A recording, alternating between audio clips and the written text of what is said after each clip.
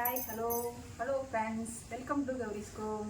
முறமும் கத்திரிக்கோளும் கையில் வச்சுருக்கிறேன். எங்கே போகிறேன்னு பார்க்குறீங்களா? Follow me.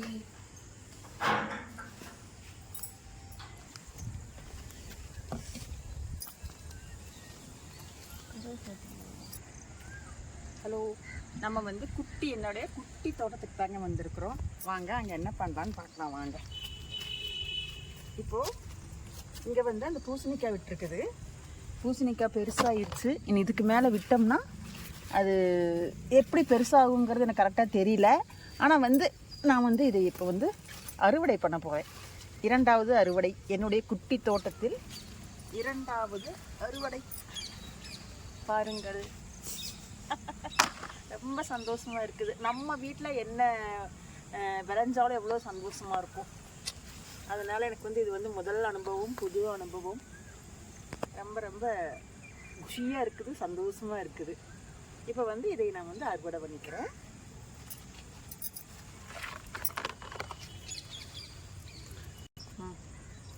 இப்போ நான் இந்த சைஸ்லேயே நான் கட் பண்ணி அறுவடை பண்ணிட்டேன். இப்போ எனக்கு இதை பற்றி கரெக்டாக தெரியல. ஆனால் இதை பற்றி தெரிஞ்சவங்க யாராவது இப்படி வளர்க்கணும், இந்த சைஸில் பெருசானதுக்கப்புறம் தான் எடுக்கணும் அப்படின்னு ஏதாவது சொல்லணும் அப்படின்னு கமெண்ட் பண்ணணும்னா எனக்கு கமெண்ட் பண்ணுங்கள், நான் தெரிஞ்சுக்கிறேன். இப்போ அடுத்தது பார்ப்போமா? அடுத்தது பாருங்கள், பாவக்காய்ங்க. பாவக்காய் கொஞ்சம் பழுத்த மாதிரி ஆயிடுச்சு. நான் இந்த மலையில் அடுத்தது பாருங்கள், பாவக்காய் கொஞ்சம் பழுத்த மாதிரி ஆயிடுச்சு. ஏன்னு கேட்டிங்கன்னா, ஒரு வாரமாக விடாமல் மழை பெஞ்சிட்டு இருக்குது. அதுவும் இல்லாமல் எனக்குமே உடம்பு சரியும் நான் எடுத்துக்கிறேன். இது இரண்டாவது அறுவடை பாவக்காய்.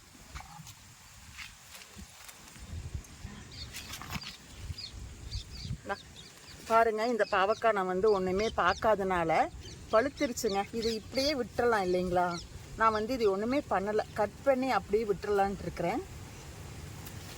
கட் பண்ணி இந்த விதையை அப்படியே போட்டுடலாம். அது மறுபடியும் வரும் இல்லையா? எனக்கு தெரியல, நான் அப்படியே போடுறேன். ஏதாவது சொல்லணும் அப்படின்னீங்கன்னா எனக்கு கமெண்ட் பண்ணி சொல்லுங்கள், இப்படி போடக்கூடாது அப்படின்னு சொல்லிட்டு. என்ன பண்ணுறது இது? இப்படியே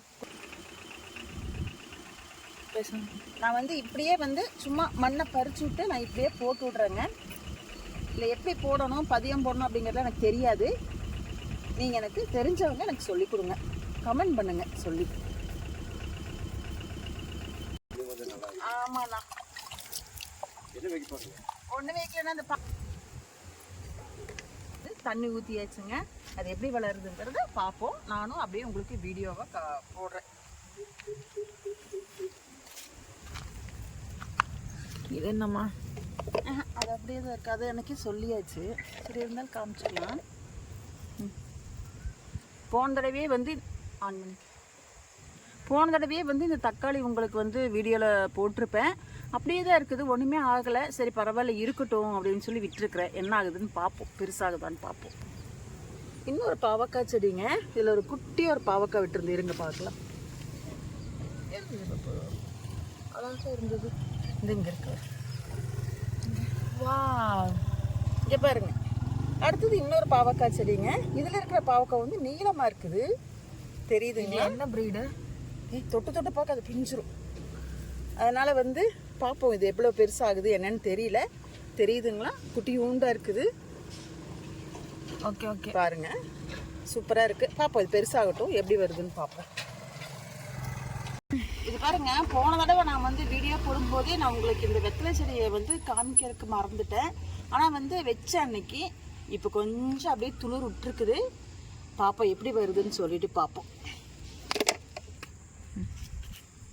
இன்றைக்கி நம்ம தோட்டத்தில் இரண்டாவது அறுவடை பண்ணியிருக்கிறேன். ஒரு பாவக்காய், ஒரு பூசணிக்காய். இது சமைக்கும்போது நான் உங்களுக்கு வீடியோவை போடுறேன் என்ன பண்ணுறேன்னு சொல்லிட்டு. சரிங்க, இந்த வீடியோ உங்களுக்கு பிடிச்சிருந்தது அப்படின்னா லைக் பண்ணுங்கள். ஏதாவது சொல்லணும் அப்படின்னா கமெண்ட் பண்ணுங்கள், ஷேர் பண்ணி பாருங்கள். கௌரிஸ்கோம் சேனலை சப்ஸ்கிரைப் பண்ணிக்கோங்க.